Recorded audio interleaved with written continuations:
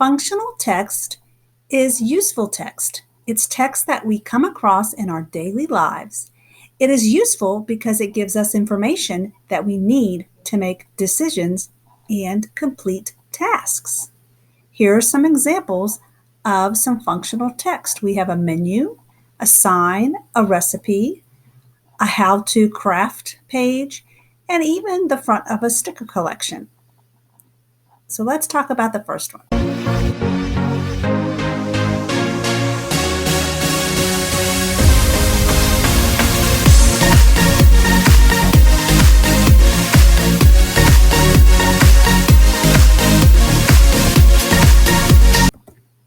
The first one is a sign. This sign is a highway sign. And if you want to go to a restaurant, it will tell you which exit to take. So you see that it has the heading food and it tells you the exit. And then there are some more signs on the sign of the different restaurants. Now, on this sign, you have to have some background knowledge. You have to know what this golden arch symbol means, McDonald's. And then you can use this information to make a decision if you want to exit here and which restaurant you would like to go to.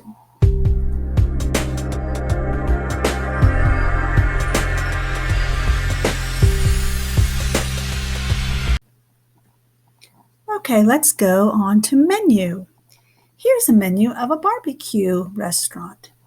Now, menus have headings like trays, dinners, combinations, desserts, Brunswick stew, sandwiches, vegetables, and plates, side orders, and beverages.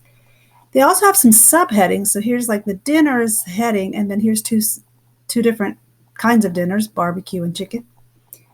And they have photos. The photos can give you information about whether or not you want to order that food. And menus should have prices here. So let's see, if I wanted a chopped barbecue sandwich, it's $3.25. This menu has other little text boxes here like tax included, and even down here, menu and prices subject to change without notice. So they might change the price. So when you read a menu, you don't have to read it in order. You can just look at the heading and look around and figure out what you want. And this can give you a lot of information when you're ordering.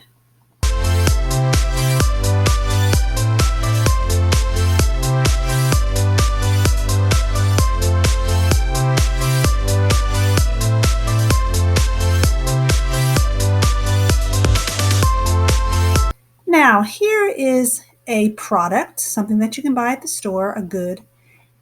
And before you spend your money, you might want to read the front of the product to make sure it's what you want. This is a sticker collection. So that's the name of the product. The type of sticker collection is the Trolls World Tour. It has a photo. This tells you that it includes over 150 stickers. There are 4 sheets. And then even up here, 3+, that's the age of the person that should use it. And there's a little warning sign that people under 3 shouldn't have it because they might choke. So use the photo and the words and the numbers to make a decision about whether you want to buy this.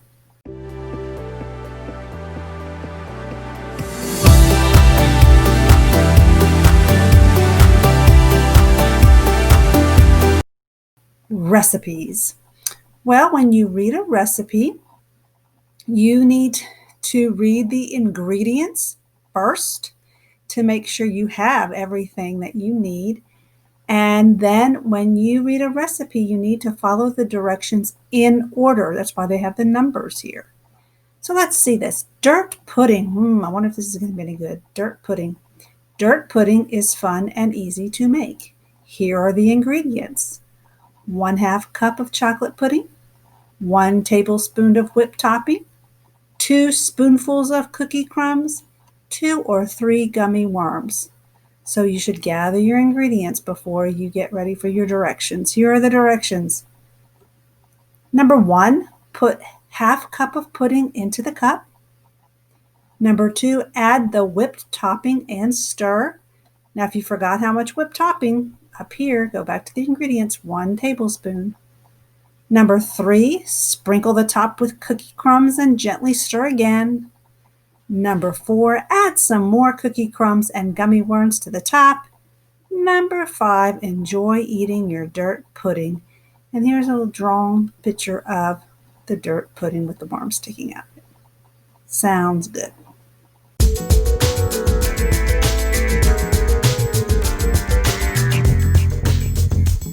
Now, the third Sunday of June is Father's Day. So I have a special guest before we read the next one. And here he is.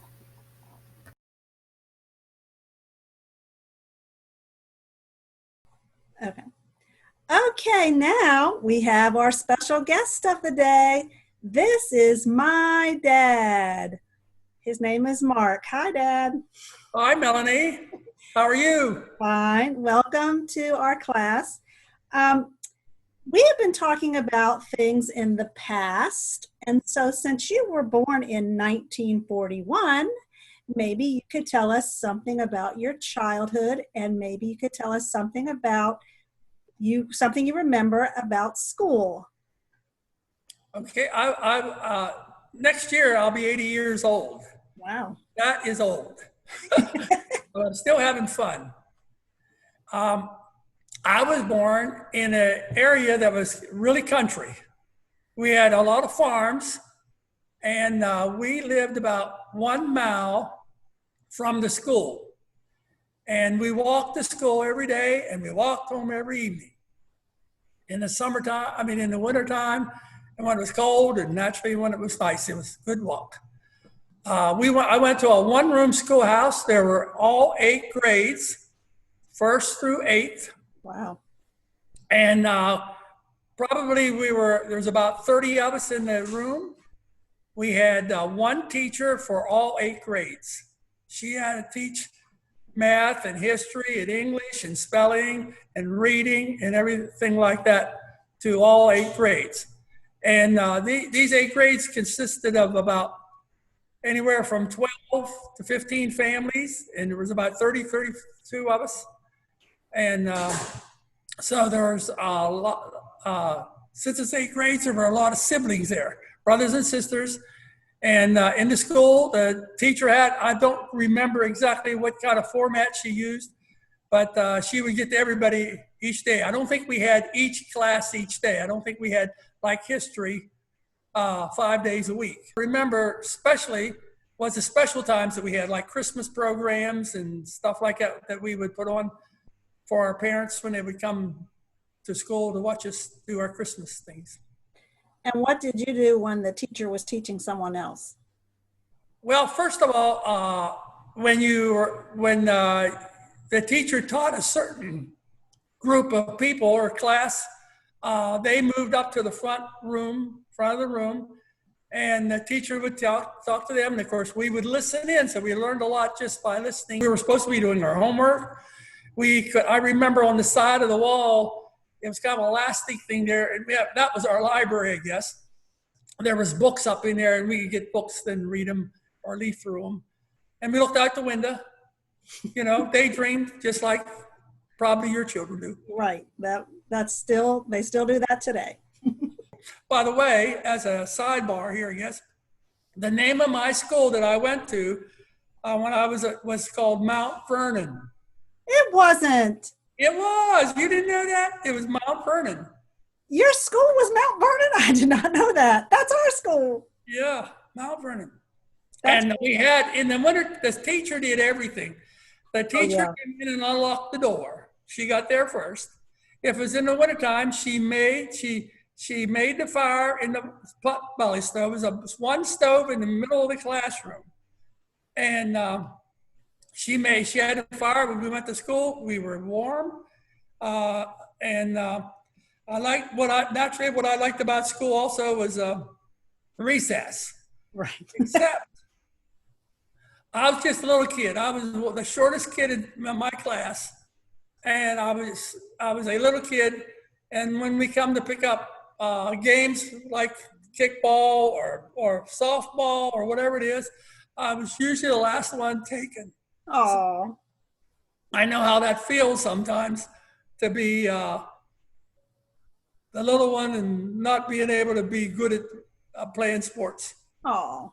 Okay, tell us So, about some of your time on the farm when you lived on your farm. yeah, most of these families were from the farm.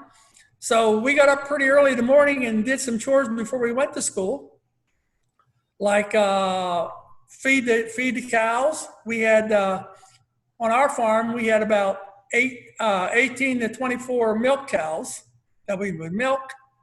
That's where we got our milk, and we sold milk. We had chickens, we had pigs, and a lot of times when we were younger, there was like a chore to us. Sometimes we get tired doing it, but we still had fun, doing different things. Being from the farm, we knew the other boys that would come to school, and of course, then even in the summertime, we would play together. We had a creek going down through our farm, and they'd come over. A lot of the boys would come over on Sunday, and when we weren't working, and we would swim. And we had a big rope hanging off a tree, and we would swing out and jump down in that deep hole. We called it a deep hole because it was a deep hole that you could do that. So we had a lot of fun doing that, being brought up on a farm. That sounds fun. Now, can you tell me something you remember about me as a kid or teenager that maybe my students would think is funny? Well, Melanie has two sisters. Right. There's three girls that Grace and I had. Melanie was the one that would wait the Sunday night at 9 o'clock and finish up her homework to go to school Monday. Wait a minute, I might have to edit this one out. And Melanie and the girls were always involved in extracurricular stuff at school, singing in the choir, doing different things like that. I remember Melanie, I don't know how old she was, but she was a little hard to get up to go to school. We'd have to call her. And then sometimes we'd come in and get her out of bed, and she'd end up in the hall, sitting in the hall and falling back to sleep again. So anyhow, but she was a good girl. I do remember that. I did not like to wake up early in the morning to go to school. Well, this little video is also about Father's Day. So I want to tell my father that I'm very thankful that he is my dad, and that I get to still see him sometime in person and sometime on Zoom. And I love him very much, and happy Father's Day. And we actually get to see each other this Saturday because we're going fishing. So that'll be fun Father's Day activity. So I love you, Dad. And I love you too. And you've been a good daughter. You've lived, you've done good things. You're being a good teacher. I can remember when you first started to teach, you taught at a school that was really needed a lot of help, and I would give you paper. The school didn't have paper for your kids to use. I remember you come down to my office and picking up paper at a different time. And I would make copies. I would also make copies on the copy machine. Right. And I remember taking a rug and a vacuum cleaner up to your school in D.C. and help to decorate that. Right. And so you're a good teacher. I'm sure you are, and I'm sure your kids enjoy them. And I thank you for your contribution you make to people.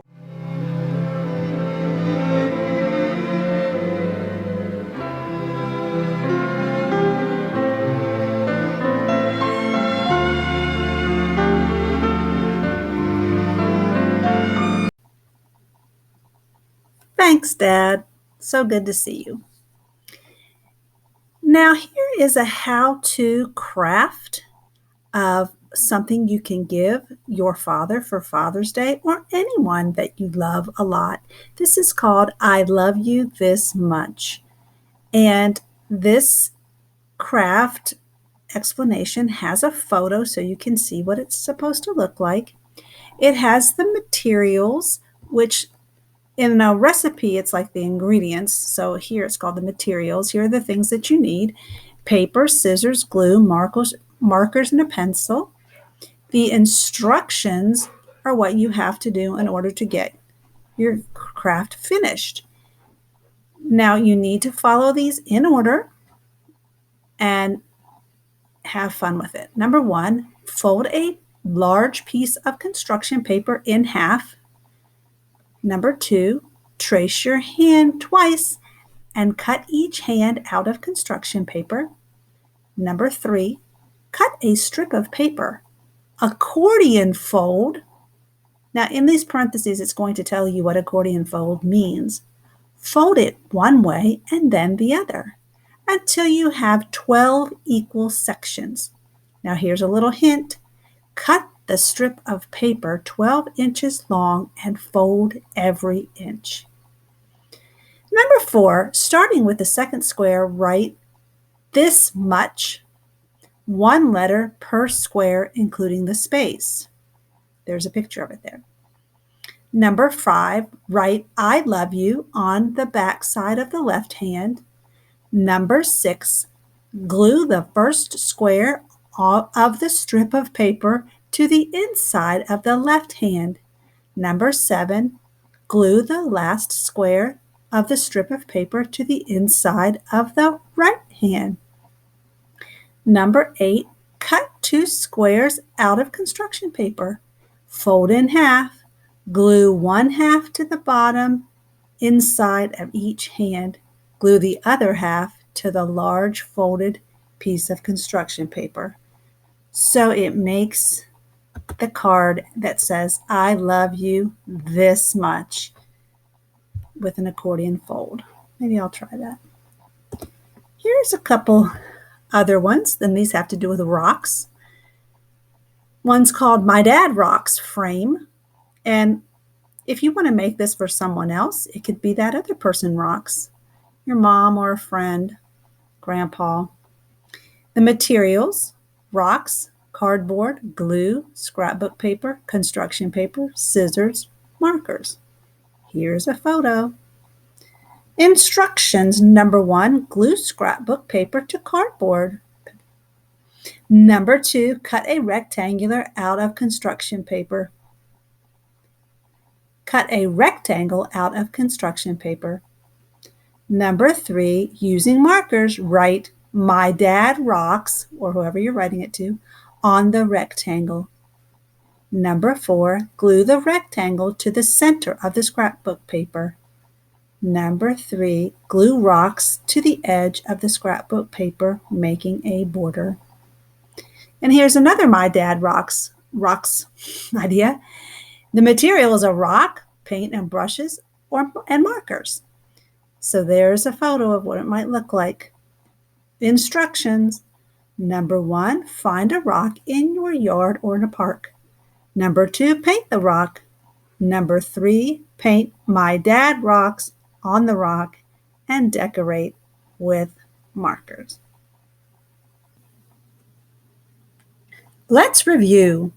Reading functional text helps the reader to follow directions, solve problems, perform procedures, answer questions.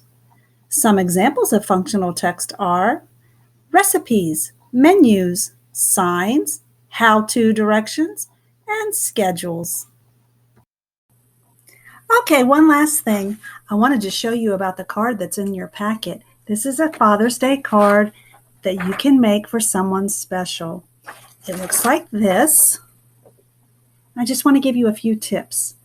One tip is, when you're writing these things, don't use markers, because if you do, and when you go to make your shirt, it bleeds through.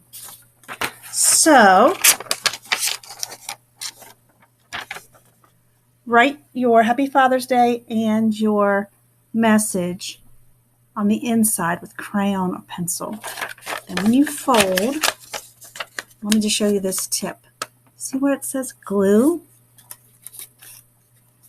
You need to glue the tie upside down.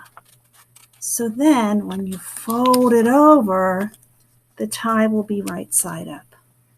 And there you go. You can decorate the front with a pocket and a little message. Okay, have fun.